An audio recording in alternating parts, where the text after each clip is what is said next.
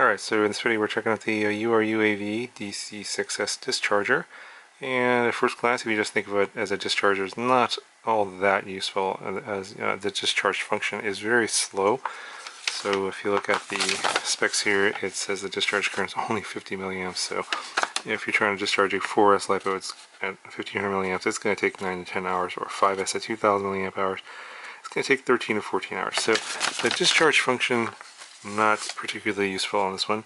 However, it has a USB out function, and you can use that to charge like phones or anything that does, like, say, quick charging at higher voltages, so that will drain your batteries a lot faster.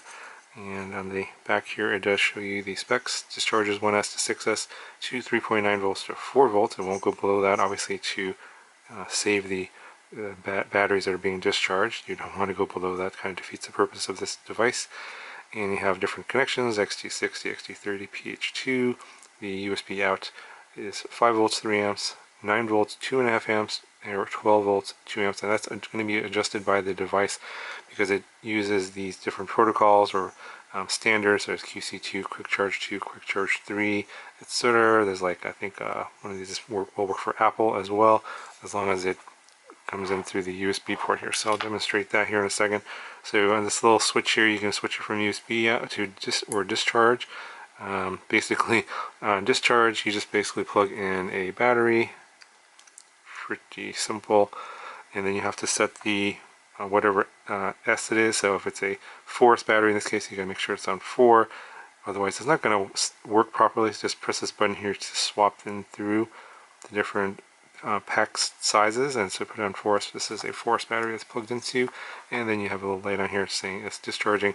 And of course, something like this is going to take a very long time to discharge, but that's not the point of this video. The point of this video is to use the USB charging function. You flip it over and you get this USB out light if the voltage is enough. If it's below the 3.9 volts per cell, then it won't turn on. You can't use that function. But go ahead, I want to show you what like a regular charge looks like on my phone. So there's just a normal power bank here. If you guys want to see a video on that newbie drone power bank, let me know. And here's the USB cable. It's got power, and when I plug in my phone here, it'll start charging, and it'll say charging.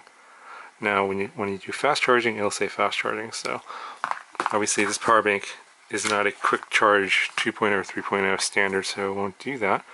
But go ahead and plug in our battery here and our USB. And now that we can do USB charging, go ahead and we'll plug in the phone. This is charging, and then I switch to fast charging. So I think it's 9 volts on this phone here, so it's drawing a lot more current out, and it should be draining this battery much faster than at 50 milliamps. And we'll go ahead, I'm going to plug in my battery checker here, and we can see the voltage changing here.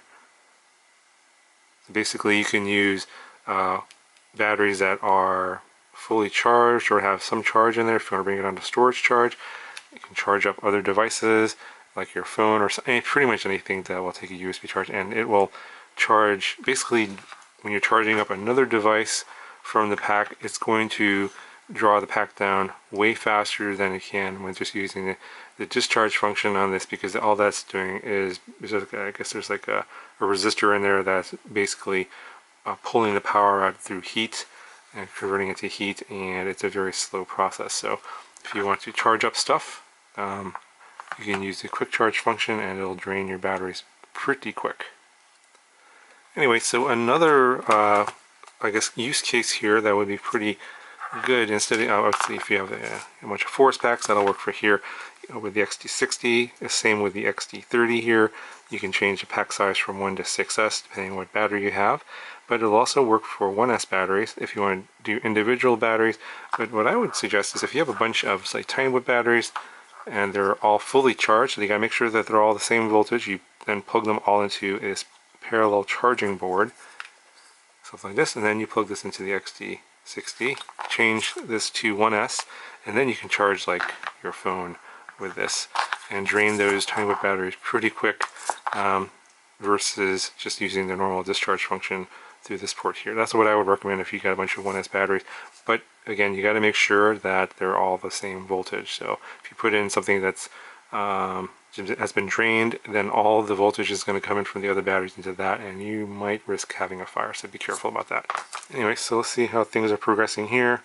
Yeah, so it's coming down, so it went from 77% to 74% in, I think, the last couple of minutes here, and we'll just continue to do that until the per cell voltage is in the 3.9 to 4 volt range, and then this will turn off. So if I try and do this with a different battery, so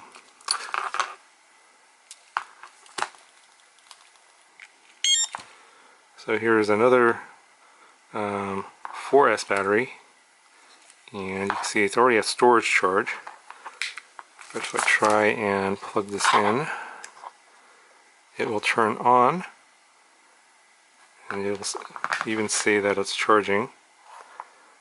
It is charging, but eventually it will detect that the voltage is too low and it should turn off. So this is kind of interesting. I may have found a bug in this system here. I have this all turned on. It is charging via USB. My phone is charging, and the pack voltage is dropping. And you can see the phone is still fast charging.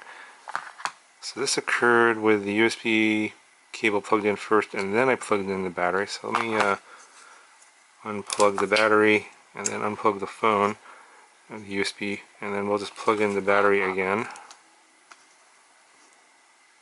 Okay, and it turned on, and then let's go ahead and plug in the phone.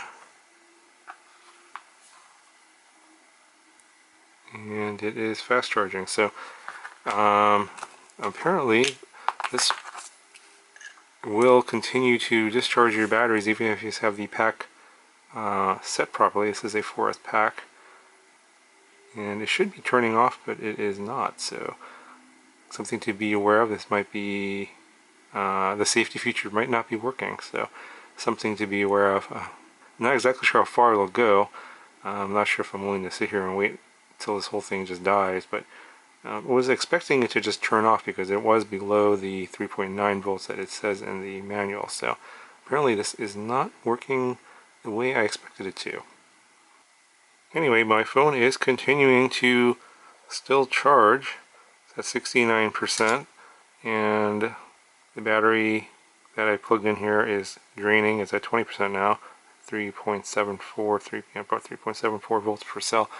So this is not working the way that it should be, or at least according to the manual. It should be stopping at 3.9 volts. It might be because I plugged in a pack that was already below 3.9 volts, and there might be a bug in the logic of how this works.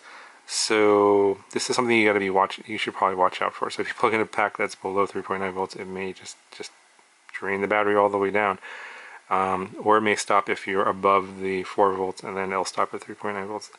That I'm not 100% sure on. So yeah, be careful. Put a like a voltage meter with an alarm on it so that you'll know when the battery is ready to be pulled off of this discharger, so it doesn't look like it's working exactly the way it should be. So hopefully you guys found this useful and helpful. I still think this is a pretty useful product, but yeah, I would recommend putting some sort of a voltage checker on here so that you're aware of what's going on with your battery, so you don't over discharge it. So anyway guys, that's going to do it for this video. I'll talk to you guys in the next one. Okay, so I totally forgot that Banggood is going to give 2 of these away to a couple of viewers of this video. So I will put rules down in the description as to how to win this, and yeah, just follow those rules. Hopefully you'll come back and claim it like you're supposed to. Otherwise I'll have to give it away to my patrons. Anyway guys, talk to you guys in the next one.